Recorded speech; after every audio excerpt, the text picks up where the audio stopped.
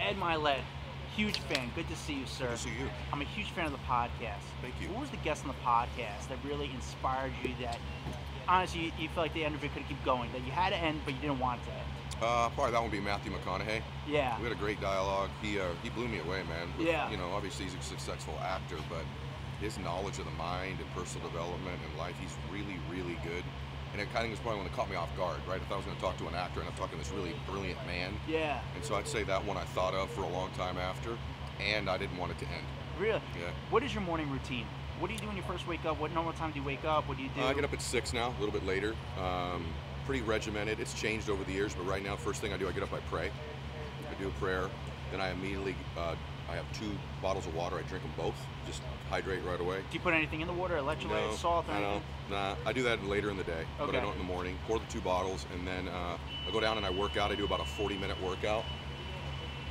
Usually after that, if I have 20 minutes, I'll do a little meditation because I live on the beach. I sit there and do that. Sure. Stretch, and then I'm off to my day. Yeah. Yeah.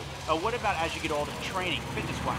How are you training? How has your fitness changed over the years? Way Are you still- different. And one big thing in my routine too, I should tell you, is I don't touch my phone that first hour and a half. That's the hardest thing not to do. But Yeah. because if you touch your phone early, you're reacting to your day immediately. You've set up that whole dynamic and pattern, so I don't. In terms of my fitness, what's changed, I don't lift as heavy. I'm obviously much smaller than I was 3, 4 Yeah. years ago. People comment on that all the time that I've shrunk. But now for me, it's about flexibility and strength, pliability. I still lift weights 3 days a week, 4 days a week, but I'm not trying to break any weightlifting records. Not that I ever did, but I'm Yeah. under no illusion I should going forward. Business world, what's the thing that made a difference in your career, that was a difference maker as far as financially, and really kind of made you financially independent? Was there one move that you made that was just really worked out in your favor? Yeah, I learned to communicate. So 2 things. One, I learned to communicate, because I think in business is the #1 thing. You got to be able to persuade, you got to be able to communicate, inspire, lead. So learning to do that, because I'm introverted. You've been around me Sure. now. I'm introverted, I'm shy. So for me to do that was work.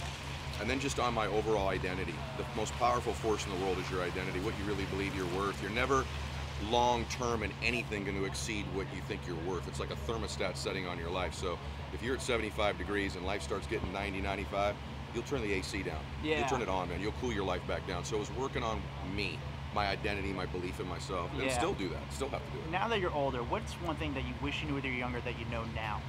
It's a great question. I probably would have had more faith and belief in myself, Yeah. and not to worry nearly as much. 99.9% of the things I worried about never happened, and the 0.1 that did was going to happen whether I worried about it anyway. Yeah. So when something bad happens, it happens once, but when you worry about it, it happens thousands of times, or when you repeat it. So I'd say, way back, man, I'd be like, give yourself a break, man. Calm down. Yeah. Nothing matters that much. La- You're not getting out of here alive anyway. Like, enjoy the ride more. Yeah, lastly, your best advice to an entrepreneur, someone who's getting into business, they see you, they aspire to see, Yeah. They want success just like anybody else does. What's the main goal? Or I'd find someone who did what you did or want to do. I mean, literally, get close to somebody who's done what you want to do in your life and get as many instructions from them as you can. There's people, there's this Chinese proverb that says the wisest people are the one coming back on the road. They come back down the road. There's people that have already been down the road you want to go on. Yeah. Especially with social media, you can learn from people that are way further down the road from you and avoid a bunch of their mistakes. So I would say get close to somebody, and then you got to rid negative, toxic people from your life. They'll ruin your life. It's hard to do, but you got to get rid of them and replace them with people that are going to push you, and not always like support you, but push you and believe in you, hold you to a high standard. I appreciate it, man. Ed, I'm a huge fan. I wish you nothing but the best. Thank you Thanks, so brother. much, man. I Thank appreciate you. it. Okay, thank you.